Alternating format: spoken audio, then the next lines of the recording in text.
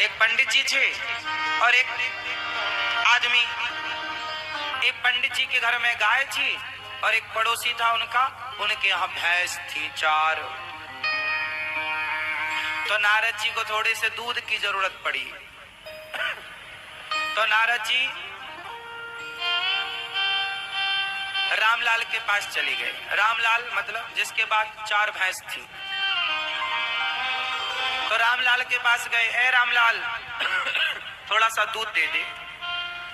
तो रामलाल ने निकाला डंडा और नारद जी के पीछे दौड़ा, बाबा आ गए दूध मांगने, चलो। अब नारद जी भागे, भगवान बड़ा खतरनाक है रामलाल। नारद जी बोले अच्छा पंडित जी के पास गए, पंडित जी राम राम, थोड़ा सा दूध चाहिए, क्या मिलेगा? हाँ हाँ महाराज आओ। नारद जी को बिठाया, उनकी गाय थी, थोड़ा सा दूध देती थी। तो पंडित जी ने गाय लगाई, जितना दूध निकला सब नारद जी को दिया। नारद जी बोले तुम बहुत अच्छे हो। अब नारद जी चले गए।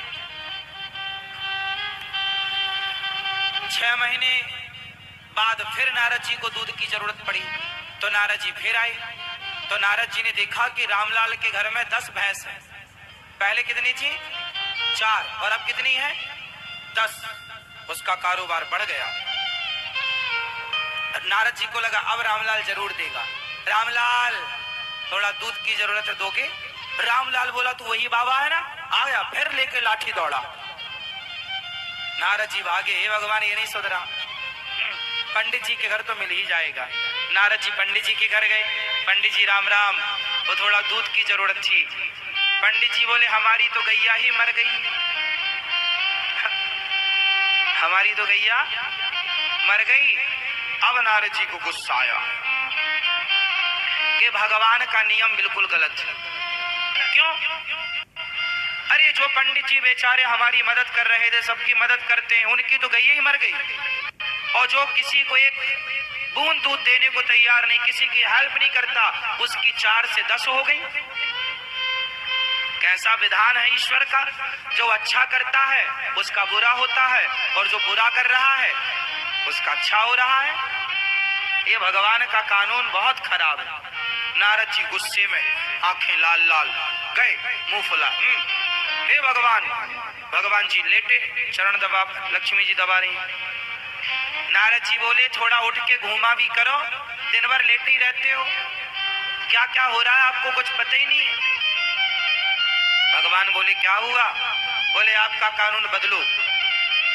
क्या गड़बड़ है? बोले वो पंडित जी उन्होंने मेरी मदद की, तो आपने उसकी एक गैया थी वो भी छीन ली, और वो भैंसासुर के पास 4 थी तो उसके पास 10 हो गई। जो बुरा कर रहा है उसको तो आप बढ़ा रहे हो, और जो अच्छा काम कर रहा है उसको आप और बिल्कुल लुटिया डुबा रहे हो उसकी। भगवान बोले नारद जी आप समझे नहीं, क्या है समझाओ। भगवान का विधान सही है कि गलत है? सही है। तो फिर उसकी भैंस तो बढ़ गई और उसकी गाय मर गई। कि ये जो पंडित जी है ना, ये दिन भर हमारा नाम जपते हैं, दिन भर हमें याद करते हैं, लेकिन इनकी जो गाय थी ना, अब ये अपनी गाय के लिए भी समय निकाला करते थे। तो हमारे भजन को छोड़कर फिर ये गैया चराने जाएं। शरीर इनका बुढ़ा, गैया भाग जाए तो बेचारे थक जाएं। तो मुझे बड़ी दया आई कि ये मेरा भगत है और गाय के चक्कर में परेशान होता है। तो मैंने इसकी गाय को अपने पास बुला लिया, क्योंकि ये मुझे याद करता था। तो मैंने अपनी भक्ति इसे और दे दी, क्योंकि ये मुझे चाहता था तो मैं भी इसे चाहता हूँ। ये पैसा नहीं चाहता, इसलिए मैंने इसे पैसा नहीं दिया। पैसा पाएगा तो मुझे भूल जाएगा, इसलिए मैं अभी नहीं दे रहा हूँ। सुदामा को भी शुरू में नहीं दिया, लेकिन जब बाद में दिया तो छप्पर फाड़ के दिया। और सुनो, ये जो तुम्हारा रामलाल था भैंस वाला, ये कभी मेरा ध्यान करता ही नहीं था, भगवान का भजन करता ही नहीं था, इसका पूरा ध्यान भैंसों में था।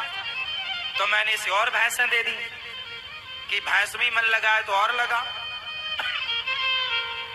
तो जिसका ध्यान जहां लगेगा मैं उसे वो चीज देता हूं। तुम्हारा मन भगवान में लगेगा तो भगवान अपनी भक्ति दे देंगे। तुम्हारी भक्ति में जो बाधा है वो बाधा भी दूर कर देंगे।